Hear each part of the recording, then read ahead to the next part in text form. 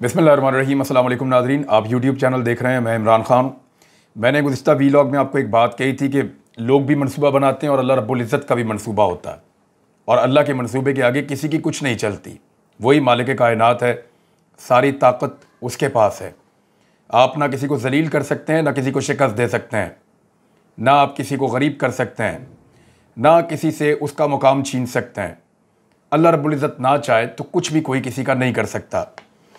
अब जो नताइज आ रहे हैं इंतखाबात के, तमाम तर पॉलिटिकल पार्टीज़ इकट्ठी थीं, पीडीएम की सारी जमातें इकट्ठी थीं, 1 दर्जन से ज़्यादा जमातें थीं, पाकिस्तान का 90% मीडिया था, ताकतवर हलके भी उनके साथ थे, और इसके साथ साथ पाकिस्तान की ब्यूरोक्रेसी, पंजाब की पुलिस, वफाकी और सूबाई हुकूमतें, ब्यूरोक्रेट, उनके सारे वसाइल, तमाम बजट, हर चीज़ जो है वो मैसर थी लोटे उम्मीदवारों को, जिनको हर हाल में जितवाना था। यहाँ पे जो उम्मीदवार इलेक्शन लड़ रहे थे उनमें से 18 तो डायरेक्ट वो लोटे थे जो अपनी पार्टी तब्दील करके धोखा देकर लालच में या किसी और चीज़ में वो पार्टी बदल गए थे। और लोटों को इलेक्शन जीतना इतना आसान नहीं होता, लोग इस बात को मायूब समझते हैं। अब तक के जो नताइज आ रहे हैं वो हैरान कुन हैं। यानी हर किस्म की धांधली, हर किस्म का जोर लगा के सुबह से पुलिस ने प्रिजन वैन्स खड़ी की हुई हैं, कैदियों वाली वैगनें, उनमें भर भर के बंदों को ले जा रहे हैं। कभी बाहर बैठे हुए एजेंट्स को गिरफ्तार कर रहे हैं, कभी अंदर से एजेंट्स को बाहर निकाल रहे हैं, कहीं पे ठप्पे लग रहे हैं, कहीं पे बक्से लाए जा रहे हैं, कहीं पे कुछ किया जा रहा है, कहीं पे कुछ, हर तरह की धांधली की, घोस्ट पोलिंग स्टेशन तक का तस्करा जो है वो आज होता रहा है। बदतरीन धांधली के बावजूद, हर चौक में पुलिस गर्दी के बावजूद, खौफो हरास फैलाने के बावजूद, इलेक्शन के नताइज कुछ और आ रहे हैं। मैंने ये कहा था कि लोगों की राय के सामने बंद बांधना बहुत मुश्किल होता है या तकरीबन नामुमकिन होता है। 20 हलकों के अंदर यह इलेक्शन था। अब तक की सूरत बहुत अजीब है, मैं आपको बता देता हूं।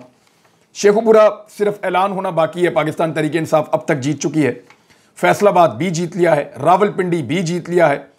लाहौर में 4 में से 3 नशिस्तों पर पाकिस्तान तहरीक इंसाफ आगे चल रही है, और तकरीबन उन्होंने 2 तो जीत ली हैं, तीसरी की जीत अनाउंस हो जाएगी।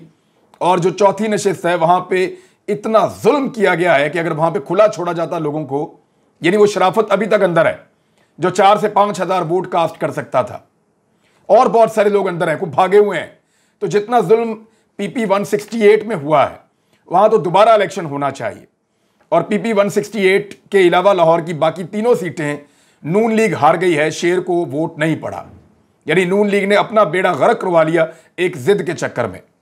मुल्तान की सीट बहुत आगे चल रहे हैं शाह महमूद कुरैशी के बेटे जैन कुरैशी, जबकि वहां मुकाबला बहुत टफ तस्वुर किया जा रहा था, लेकिन 3-4 हज़ार का फर्क अब तक जब मैं बात करूं पड़ चुका है। लोधरा में शिकस्त हो गई है जहांगीर तरीन को।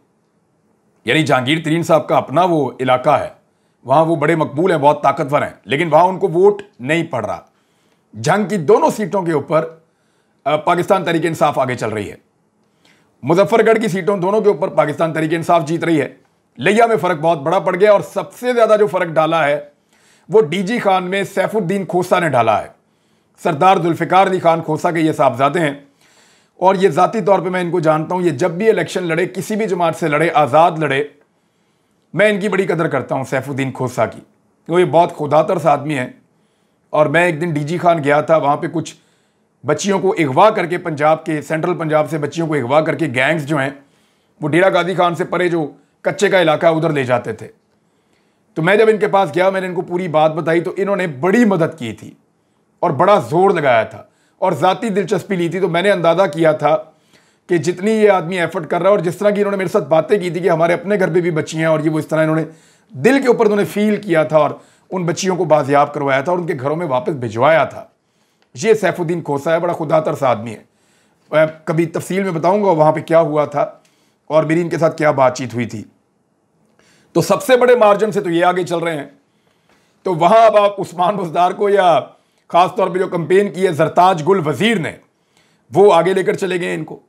तो इस तरह पाकिस्तान तहरीक इंसाफ अब तक की इंफॉर्मेशन के मुताबिक 15 से 16 नशिस्तों पर आगे चल रही है। मुस्लिम लीग नून जिन 4 नशिस्तों पर आगे चल रही थी उनमें 202 ये वो साहिवाल वाली है, नुमान लगड़ियाल वाली सीट है, 237 168 ये लाहौर वाली जो है, और 273 इन पे नून लीग आगे चल रही थी। 202 भी उनके हाथ से निकल गई है। अब लेटेस्ट जो इतला आई उसके मुताबिक 202 में नुमान लंगड़ियाल को क्रॉस कर दिया है पाकिस्तान तहरीक इंसाफ के कैंडिडेट ने, और वो तकरीबन 2,200 की लीड से 2,200 वोटों की लीड से आगे चल रहे हैं इस वक्त। तो यहां पे भी अब पीएमएलएन को एक और सेटबैक है। तो 16 नशिस्तों पे पीटीआई आगे आ गई, 3 के ऊपर पीएमएलएन आगे है, 1 के ऊपर आजाद उम्मीदवार आगे है। हैरत अंगेज तौर पे जो वोट है तहरीक लब्बैक का वो कम हुआ है। तहरीक लब्बैक बहुत ठीक ठाक वोट लेती रही है माजी में, लेकिन हैरत अंगेज तौर पे इनका वोट कम हुआ है। खादम हुसैन रिजवी साहब मरहूम जब हयात थे तो उस वक्त इस जमात का बड़ा अच्छा वोट बैंक था, बड़ी तगड़ी जमात थी और बहुत ज़्यादा इन्होंने वोट लिए थे। तब इनका मौक़िफ़ भी बड़ा स्ट्रेट फॉरवर्ड हुआ करता था।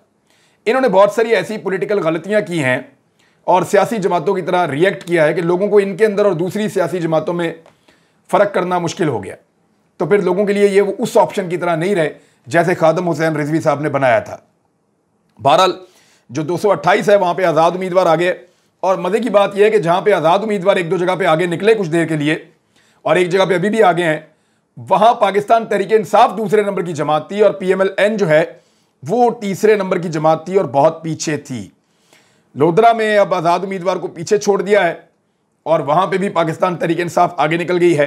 खुशाब में आसिफ भा कुछ देर तक आगे रहे हैं। देखना यह है कि वो अपनी इस बढ़तरी को कामयाब रख सकते हैं, इस बढ़तरी को जो है वो कायम रख सकते हैं या ये उनके हाथ से निकल जाएगी। पीएमएलएन के साथ ये हुआ क्या, जरा गौर करें आप थोड़ा सा। एक तो पीएमएलएन ने जितने उम्मीदवार से लौटे उन सारों को टिकट दिए। अगर यहां पे पीएमएलएन के अपने उम्मीदवार होते तो शायद नून लीग का वोटर ज्यादा वोट करता और नून लीग की पोजीशन बेहतर होती और वो पीटीआई के बराबर आ जाती। इतना फर्क ना होता, पीटीआई के बराबर जरूर आ जाती। इतना ज्यादा फर्क नहीं पड़ना था अगर नून लीग के अपने उम्मीदवार होते। अब लोटों को उन्होंने टिकट दिया था क्योंकि उन्होंने पहले वादा किया हुआ था कि अगर आप लोग डी सीट हो गए तो आप शेर के इंतखाबी निशान पे इलेक्शन लड़ेंगे। अब इन लोटों को जितवाना बहुत मुश्किल है क्योंकि लोग उनको पसंद नहीं करते और इस चीज़ को मायूब समझते हैं।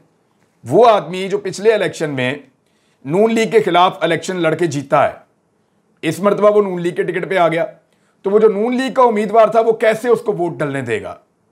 और जो नून लीग का वोटर सपोर्टर है जिसने उसकी मुखालफत का सामना किया 3-3.5 साल तक, वो कैसे उसको वोट डालेगा। तो अपने दिल को मनाना भी बहुत मुश्किल था। फिर मरियम नवाज साहिबा की कंपेन इंतहाई मायूस कुन थी। वो सिर्फ अपने आप को प्रमोट कर रही थी, यानी जिस शहर में जलसा करती थी 4 शहर के लोगों को इकट्ठा करती थी, बहुत सारे लोगों को साथ लेकर जाते थे, उनको सिर्फ जलसे करने थे, उनको इलेक्शन नहीं जीतना था। वो उस कॉन्स्टिट्यूएंसी के लोग नहीं होते थे, वो इधर उधर से लोगों को पकड़ के इकट्ठा करते थे और वहां से वो, यानी मुझे बताया गया कि चीचा वतनी में जो जलसा किया मरियम नवाज ने, उस जलसे को बड़ा और तगड़ा करने के लिए फैसलाबाद और झंग तक से लोगों को बुलवाया गया था और उन लोगों ने आकर वो जलसा बड़ा किया था, बसों और वैगनों में भर के लोगों को लाए थे। तो फैसलाबाद और झंग के लोगों ने तो यहां पे आके चीचावटनी में वोट नहीं डालना, यहां पे तो यहां के लोगों ने वोट डालना है। तो मरियम नवाज साहिबा की एक इंतहाई मायूस कुन कंपेन थी जिसको देखते हुए बाद में वज़रा ने इस्तीफा दिया और वो इलेक्शन के मैदान में कूद गए, पूरी की पूरी मशीनरी इस्तेमाल की, सब कुछ किया। लेकिन एक बात जो है वो लोगों ने पल्ले बांध ली कि इमरान खान साहब का बयानिया लोगों के साथ खड़ा हो गया। इमरान खान साहब ने कहा कि रजीम चेंज ऑपरेशन हुआ है, अंदरूनी और बैरूनी जो अनासिर हैं उन्होंने मिलकर मेरी हुकूमत को गिराया है और ये जो हुकूमत बनाई है ये NRO 2 लेने के लिए आए हैं। लोगों ने इसको बाय कर दिया और लोग क्यों ना करें। जब से ये हुकूमत आई इसने पेट्रोलियम मसनूआत की कीमतें 100 रुपये पेट्रोल बढ़ा दिया, 150 रुपया डीजल बढ़ा दिया, घी की कीमतें 200 रुपये से ज़्यादा बढ़ा दी, इन्होंने गैस की कीमतें 50% बढ़ा दी, बिजली की कीमतें 80% बढ़ा दी। पाकिस्तान में हर चीज़ ये जो इंपोर्टेड हुकूमत आई इसने महंगी कर दी। एक्सपोर्ट्स ख़त्म, मईशत ख़त्म, पाकिस्तान के अंदर पैसे का फ्लो ख़त्म हो गया। पैसे का फ्लो ख़त्म होने की वजह से लोग बहुत परेशानी में चले गए हैं और एतमाद मार्केट का वापस नहीं आ रहा। उसकी वजह से लोग बहुत मुतनफ़र थे और लोग हुकूमत से नफरत कर रहे थे और ख़ास तौर पे उन लोटों से जिनकी वजह से हुकूमत गिरी है। और अब एक बुरी कंपेन की मरियम नवाज साहिबा ने और एक शानदार कंपेन की इमरान खान साहब ने।